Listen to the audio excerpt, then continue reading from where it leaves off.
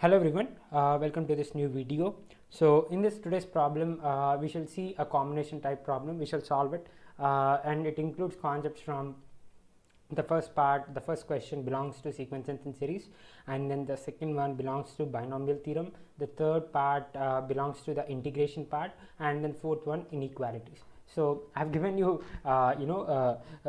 maximum hints possible just by telling you the concepts it includes.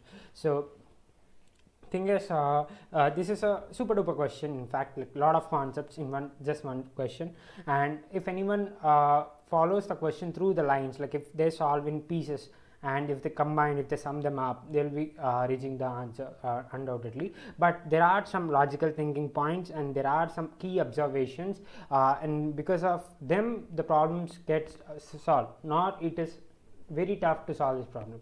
So yeah, so proceeding with the question. So the first, as the question says, if s of n is equal to 2 by 4 factorial plus 7 by 5 factorial plus 14 by 6 factorial plus 23 by 7 factorial plus 34 by 8 factorial plus so on till n terms, then s infinity is equal to 1 by k, and so also given that h of v is the coefficient of x power 600 in the expansion of 1 plus x whole power v. Fine, this is 1 plus x whole power v. So here we have v, h of v, that is that means v is the power of the 1 plus x, and h of v depends upon that, and f of x is equal to integration of h of minus of x plus 1 into 1 by x plus 1 plus 1 by x plus 2 so on till 1 by x plus 600 dx.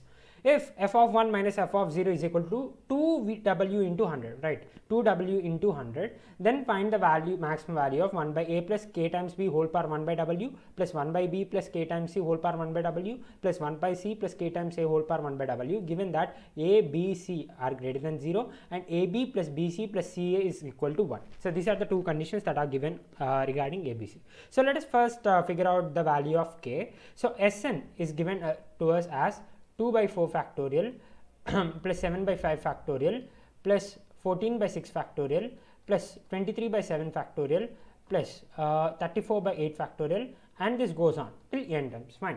If we clearly observe, 2 like will come from back. So 34 is 36 minus 2, 23 is 25 minus 2, 14 is 16 minus 2, 7 is 9 minus 2, 2 is 4 minus 2, right?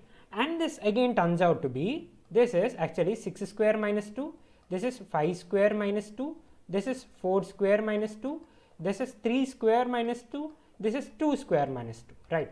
And now come talking about the denominator part, we have okay, we'll again come from back. So this is fifth term, right? This is first term, this is second term, this is third term, this is fourth term, this is fifth term. So we can write the denominator as 5 plus 3 factorial. The reason being for 5 because it's a fifth term, and this I can write this as 4 plus 3 factorial. This I can write it as 3 plus 3 factorial. This I can write it as 2 plus 3 factorial. This I can write it as 1 plus 3 factorial, right? So this is how I can write. Now if I just try to combine them, how do they look? They look like 2 square minus 2 by 1 plus 3 whole factorial, and the other part is 3 square minus 2 by 2 plus 3 factorial, and the other part is 4 square minus 2 by 3 plus 3 factorial, and the other part is 5 square minus 2 by 4 plus 3 factorial, and the other term is 6 square minus 2 by 5 plus 3 factorial. So what can we infer from this? We can see that 3 and 2 are common in all the terms, irrespective of the nth term, irrespective it is of whether it is first or second or third or any term, it is 2 and 3 are appearing in the numerator and denominator respectively. But these are changing, like 2 and 1, 3 and 2, 4 and 3, 5 and 4, 6 and 5. So what can we say from this? The numerator can be expressed as, like this, is basically sigma n plus 1 whole square minus 2 divided by n plus 3 factorial. This is Sn. So I hope you got this. So Tn is n plus 1 whole square minus 2 by n plus 3 factorial. So Sn is basically sigma n plus 3, yeah, I shall write sigma properly. Sigma n plus 1 whole square is n square plus 2n plus 1 and plus 1 minus 2, that is minus 1 divided by n plus 3 factorial, right? This is the part. And now because we have n plus 3 factorial and we have n square plus 2n, what if we have 3n over there? 3n in the sense we can just take n common, so that comes out to be n of n plus 3, and n plus 3 gets cancelled. So in that way we can actually try to solve. So Sn would be, so I'll just add n and subtract n, so that would be n square plus 3n minus n minus 1 divided by n plus 3 factorial. So that is sigma n into n plus 3 divided by n plus 3 factorial minus n plus 1 divided by n plus 3 factorial, right? So this sigma is actually from n is equal to 1 into infinity, right? N is equal to 1 to infinity, because they are asking us to find S infinity. So that is this n plus 3 gets cancelled, so we'll be left with n plus 2 factorial and minus of n plus 1 by n plus 3 factorial. Okay, so this is the point. Now we'll just try to substitute 1, 2 and all the stuff. So when we actually try to substitute the terms, that would be 1 by 3 factorial minus 2 by 4 factorial, and then plus 2 by 4 factorial minus 3 by minus 3 by 5 factorial, yeah, plus 3 by 5 factorial, 3 by 5 factorial minus 4 by 7 factorial, and this goes on, right? Actually when we try to see this like here in between the terms, we see that these two gets cancelled, these two gets cancelled, and so on, everything gets cancelled except the first term. So that is S infinity would be 1 by 3 factorial, that is equal to 1 by 6. So this is the 1 by 6. So from this we can say that this is the value of k, because k is equal to 6. So we shall just write that here. So k is equal to 6. Fine. K is equal to 6. We are done with the k part. Now we need to find the value of w, so that we can put that in the final expression. So what is h of v? So I shall clear all this stuff. So we'll just write k is equal to 6 so that we can use this after later. So the first part, that h of v is the coefficient of x power 600. So h of v is the coefficient of x power 600 in the expression 1 plus x whole power v, right? So it depends on v. H of v is depending upon v. What is v? The power. P is power, right? So it is depending upon v, that is power. Now it is told that h of minus of x plus 1. H of minus of x plus 1 in the sense coefficient of x power 600 in the expansion of 1 plus x whole power minus x plus 1, isn't it? Minus of x plus 1, because this is the power. H of v is actually dealing with the power. So it is coefficient of x power 600 in the expansion of 1 plus x whole power minus of x plus 1, that is. So in this case h of v would be vc 600, right? Because 1 plus x whole power v, coefficient of x power 600 is basically vc 600. The same way this is minus of x plus 1 c 600. So that is h of minus of x plus 1. So when we actually try to solve this, h of minus of x plus 1 would be minus of x plus 1 c 600, that is minus of x plus 1 factorial divided by minus x minus 601 factorial and into 600 factorial, right? So this is basically, when you actually solve this, we get minus x minus 1 into minus x minus 2, so on till minus x minus 600, and then minus x minus 601 factorial divided by minus x minus 601 factorial into 600 factorial. Okay, so we can see that these two terms gets cancelled, these two terms gets cancelled, and because we have negatives in even number, like minus, we can take minus common from here, here, here, and there are 600 like that. So 600 times when we are actually multiplying minus 1, it gives 1, because it is 600 is an even number.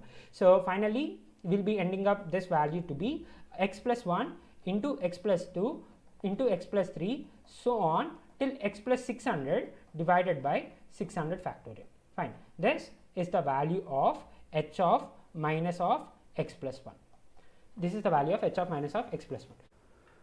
So now when we try to substitute the value of h of minus x plus 1 in the given expression of f of x, we see that f of x would be equal to x plus 1 into x plus 2, so on into x plus 600 divided by 600 factorial into 1 by x plus 1 plus 1 by x plus 2 plus so on till 1 by x plus 600, right? So and dx, this would be, when we just multiply with individual terms, we get x plus 2 into x plus 3 into so on x plus 600 by 600 factorial plus x plus 1 into x plus 2 into so on x plus 600 by 600 factorial plus so on x plus 1 into x plus 2 into so on x plus 599 by 600 factorial, right? So this is what we get. And now if we carefully observe, if we differentiate this, the same expression, if we differentiate this, we would be getting this, isn't it? If we differentiate this expression, we would be getting this expression. That means it's basically integration of h dash of minus of x plus 1 dx, right? F of x. So that is basically f of x is equal to h of minus of x plus 1 plus c. So that is the value of f of x. Now they have asked us to find this, like f of 1 minus f of 0 is equal to 2 times w times 100, right? This was, I actually told this at the very beginning of the video itself. So f of 1 minus f of 0 is what we need to find, and then from that we can find the value of w. So what is f of 1? So f of 1 is f of 1, so we just substitute h dash of this. So basically we need instead of this we can just write this as like f of x as f of x to be x plus 1 into x plus 2 so on till x plus 600 by 600 factorial, because this is what it is, plus c, right? Because f of x is h of minus of x plus 1, and this is nothing but this is the value. So now f of 1 would be when you substitute 1, we get 2 into 3 into 4 into so on into 601 by 600 factorial.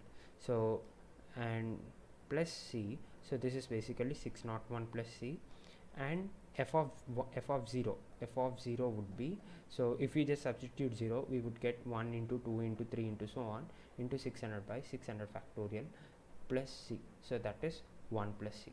So therefore f of 1 minus f of 0 would be equal to 601 minus 1, so that would be 600. So this is basically 2 times 3 into 100.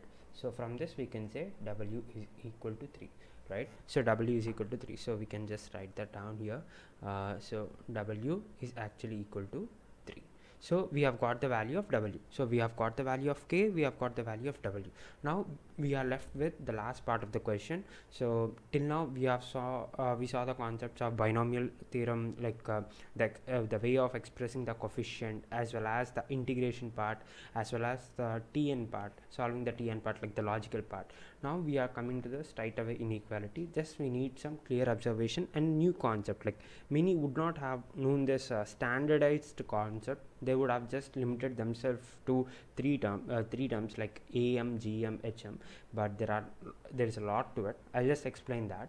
So it is known as generalized mean inequality. Fine, it is a generalized mean inequality. So m of a of ma of x1 x2 x3 so on till xn. So ma in the sense it is some sort of mean, okay, some sort of mean. A could be anything, so we'll just go through the statements now. x1 x2 x3 so on till xn denotes the number of terms in it. So that is basically equal to 1 by n times sigma I is equal to 1 to n xia whole power 1 by a. Fine, this is whole power 1 by a, so that's, I'll just write that expression here. So 1 by n sigma I is equal to 1 to n xi whole power a, and this the whole power 1 by a. Fine, this is the expression. So where a is not equal to 0, this is the point that we need to actually focus. A is not equal to 0. If a is equal to 0, there is certain other, like this is the one for a is equal to 0. If a is not equal to 0, this is the generalized mean of x1 x2 so on till xn. And now if a is less than b, so for example we'll go into it. I have even given 2 examples here. So if a is less than b, then we can say that ma of x1 x2 so on till xn is less than or equal to mb of x1 x2 so on till xn. So for example, in an harmonic mean, a would be minus 1, right? So if that is the case, this is m minus 1. Fine, this m I'll just write this properly. So this is m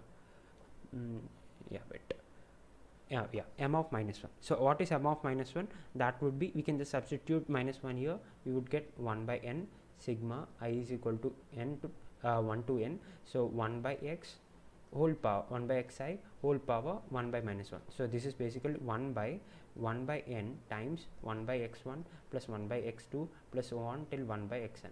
So this is basically nothing but n by 1 by x1 plus 1 by x2 plus so on till 1 by xn. So that is the thing, right? So this is the harmonic mean. And when we are actually talking about arithmetic mean, that would be a is 1. So if a is equal to 1, that would be 1 by n sigma I is equal to 1 to n xi whole power 1 by 1. So that is 1. That is basically nothing but x1 plus x2 plus so on till xn divided by n. So that is arithmetic mean. So now what if n is equal to 0? What if a is equal to 0? If a is equal to 0, we would be having geometric mean. So for geometric mean, a would be equal to 0, and in that case we would be having a pi instead of sigma, like pi from I is equal to 1 to n. I'll be writing it properly. I is equal to 1 to n xi whole power 1 by n. So if we just actually write this properly, we would be getting x1 into x2 into so on xn whole power 1 by n. So this is basically nothing but a geometric mean, isn't it?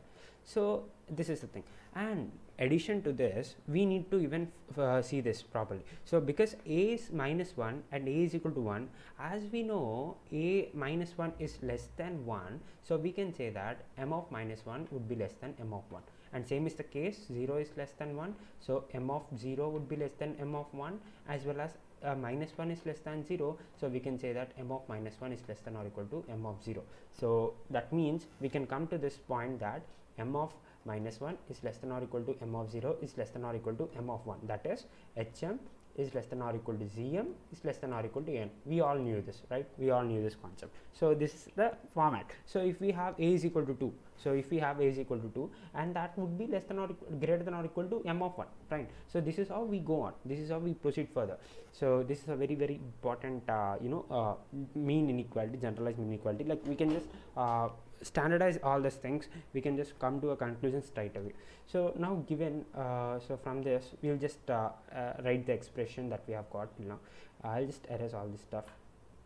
I'll just write this things that we have derived till now. K is equal to 6 and w is equal to 3. That is what we have got till now. Fine. And now if I just substitute the terms, so that would be 1 by 8 plus k times, like 6 times b whole power 1 by 3 plus 1 by b times plus 6 times c whole power 1 by 3 plus 1 by c times 1 by c plus 6 times a whole power 1 by 3. So this is what they are actually asking, right? Find the maximum value. So this is less than or equal to, this is what they are actually asking. So as we have 3 terms here, fine, as we have 3 terms here and we are actually trying to add them up, so I shall consider this as m1. I am using the generalized mean inequality, and that would be actually less than or equal to m3. So what would we get from this?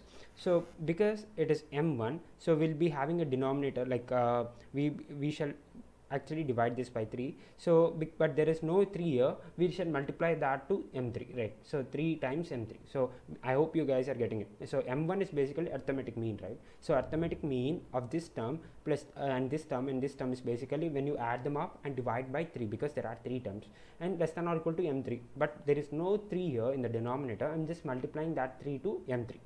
So what is m3? m3 is basically nothing but sigma I is equal to 1 to n 1 by n xi whole power whole power cube, like whole power 1 3, and that the whole summation whole power 1 by 3, and n is also 3 here because there are 3 terms. So if I just try to substitute that, and 3 times m3 would be 3 times this, so 3 by this inside we have 1 by n whole power 1 by 3, right? So I'll just take that out, so cube root 3, and that this xi whole power 3. So what is xi? Xi is 1 by a plus 6b whole power 1 by 3, 1 by b plus 6c whole power 1 by 3, 1 by c plus 6a whole power 1 by 3. So everything, when you are actually having cube to that, the 1 by 3 and 3 gets cancelled. So you will be having 1 by a plus 1 by b plus 1 by c plus 6a plus 6b plus 6c whole power 1 by 3.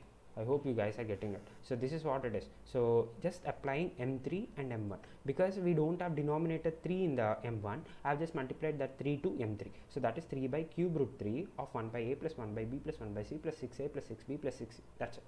And now we'll be looking at this part. We'll be looking at this part individual. This I'll just sum them up. So that would be 3 by cube root 3. So if I just sum them up, I would be getting AB plus BC plus CA plus 6 times of A plus B plus C into ABC divided by ABC whole power 1 by 3. And now we know that this value is equal to 1 because that is given in the question itself, that AB plus BC plus CA is equal to 1. So once again I'm just write this as 2. So this would be 1, and now we are just left with dealing with this. Like we need to just find the value of this. This is the value that we need to find. So now we'll just find it. 6ABC of A plus B plus C, right? This is a given expression. And now I can actually write this as 6th of A, like I'll just multiply each and every term. That would be A square BC plus AB square C plus ABC square, right? And this is basically nothing but 6 of A times, so A times B into A times C, plus this would be A times C of A times B, plus that would, the other part would be AB times BC. That would be BC times AC, right? So BC times AC. So this is the expression. Now using Cauchy square's inequality, now if we actually try to understand what the Cauchy square's inequality, we have this inequality, right? Mod of u of v is less than or equal to the individual product of their norms, right? Individual product of their norms. So using this inequality where we consider the vector AB I cap plus BC j cap plus CA k cap, fine. Consider this inequality, we can actually write this as 6 times of AB plus BC plus CA, and this I'll be writing in this way, like 2 times 3 of AB times BC, this would be AB times AC plus AC times AB plus BC times AC. So why did I write that? Because this would be less than or equal to, if I just actually write this part, okay, if I actually write this part, that would be AB plus AC plus BC divided by root 3 and times AB plus BC, AB plus AC plus BC divided by root 3. Okay, so this is basically nothing but AB plus BC plus C and AC whole square divided by 3. For that 3 I am representing this here. So instead if we just leave about this all this stuff, so if we just leave about this all this stuff, this would be in this fashion, right? AB times AC plus AC times AB plus BC times AC is less than or equal to AB plus AC plus BC by root 3 into AB plus AC plus BC by root 3. So that is AB plus BC plus AC whole square by 3. So that is actually equal to 1 by 3. Now this 3 I'll be pushing this to the left side, so here I'll be pushing it. So that would be 3 times AB AC plus AC times AB plus BC times AC would be less than or equal to 1. So that means 6 times of this would be, so that means we just multiply by 2 on both sides, we get 6 times of AB times AC plus AC times AB plus BC times AC would be less than or equal to 2.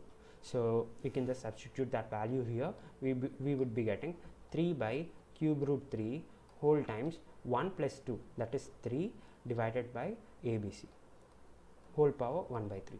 So cube root of 3 and cube root of 3, this part which gets cancelled. So finally we'll be left with 3 times cube root of ABC.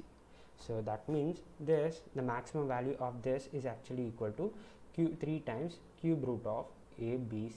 So I hope you guys actually understood what did I do the last part. So if you people have any doubt, you can just revisit the video again, check it once again. So it's basically using the Cauchy square's inequality and then writing that in that form, so and then just expressing it. So this is all like I'm using this M3. This is where we have proceeded further. Using M3, we have proceeded further. We have actually written the terms. We have summed them up wherever it is necessary, and we have then just manipulated it. Like we have just proceeded further, like multiplying each and every term individually, and then using the Kowshiq inequality and expressing them as vectors, and then finally getting the answer like AB plus BC plus AC whole square by 3. And this we have used this, the condition that has been given to us. AB plus BC plus AC would be 1. So that is the condition we were using till now. So this is how we actually proceeded. So I hope you guys actually enjoyed this problem. There are a lot of things we need to think. Even vectors, a bit of vectors we have just come into, and the inequality part, it's not at all easy to come to this conclusion. We need to actually think a lot of things, a lot of concepts must be running in our mind simultaneously to tackle this problem. And yeah, so this is literally super duper problem, to be honest. So I hope you guys actually enjoyed solving this problem, and I hope many of you have tried this on your own first before actually coming to the solution. Thank you guys for watching this video. Stay tuned. Any more questions?